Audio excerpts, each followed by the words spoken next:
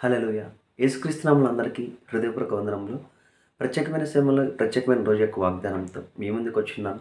ఈరోజు దేవుడు మనకు అనుగ్రహించిన వాగ్దానం 1 యోహాను 4వ అధ్యాయము 4వ వచనము. మీరు దేవుని సంబంధులు, మీలో ఉన్నవాడు లోకంలో ఉన్నవాని కంటే గొప్పవాడు. హల్లెలూయా. ఈ వాగ్దానం ద్వారా మనం దీవించబడును గాక. ఆమేన్. దేవుడు అనేకమైన వాగ్దానాలు చేస్తున్నాడు. ప్రతి వాగ్దానం నజరుడైన యేసుక్రీస్తు ద్వారా మనల్ని వారసులుగా చేస్తున్నాడు. కాబట్టి మనం ఎప్పుడైతే నజరుడైన యేసుక్రీస్తుని విశ్వసించున్నామో, ఆ విశ్వాసం ద్వారా మనం ఏం పొందుకున్నామంటే దేవుని యొక్క నీతిని మనం పొందుకున్నాము, దేవుని యొక్క శక్తిని మనం పొందుకున్నాము, దేవుని యొక్క సామర్థ్యాన్ని మనము కలిగి ఉన్నాము.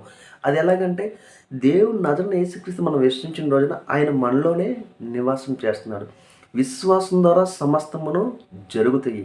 కాబట్టి నువ్వు ఏదైతే విశ్వసించి ప్రార్థిస్తావో, ప్రతిదాన్ని జయించిన వాడు, లోకాన్ని జయించిన వాడు నజరుడైన యేసుక్రీస్తు. నువ్వు ఆయన్ని విశ్వసించడం ద్వారా ఆ జయించిన అనుభవం నీలో ఉంది.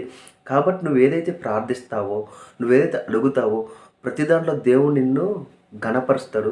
ప్రతి దాంట్లో దేవుడు నీకు విజయము అనుగ్రహిస్తాడు. కాబట్టి నాలో ఉన్నవాడు లోకంలో ఉన్నవాడు గొప్పవాడు ఆలోచనలో నువ్వు వెళ్ళాలి.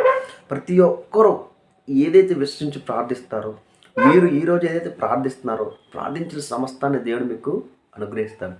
ప్రార్థించుకుందామా?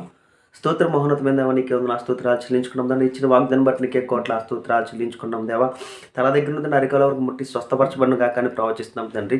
ఇదిగో దేవా, ప్రతి అవయవం తండ్రి, ఇదిగో తండ్రి స్వస్థ కలుగును కాకని ప్రవచిస్తున్నాం తండ్రి. ఇదిగో దేవా, నజరుడైన యేసుక్రీస్తునామమున తండ్రి, ఇదిగో తండ్రి యేసు పొందినగల స్వస్థ కలగజేస్తున్నావు తండ్రి. ఎవరు ఏ బలహీనత ఉందండి, ప్రతి బలహీనత తండ్రి యేసులో తొలగిపోను గాక అని ప్రవచిస్తుంది తండ్రి. అప్పు ఐశ్వర్యంగా మారును గాక. ఇదిగో దేవ, ఏదైతే నిందించబడారో నా నింద ఘనతగా మారును గాక అని ప్రవచిస్తాం తండ్రి. కావాల్సిన ప్రతి ఒక్కరికి కావాల్సిన ప్రతి ఒక్క సహాయాన్ని అందచేయమని నా జరుడైన యేసుక్రీస్తునామమున అడిగి వేడుకొంచున్నాం తండ్రి. ఆమేన్. అందరికీ హృదయపూర్వక వందనములు.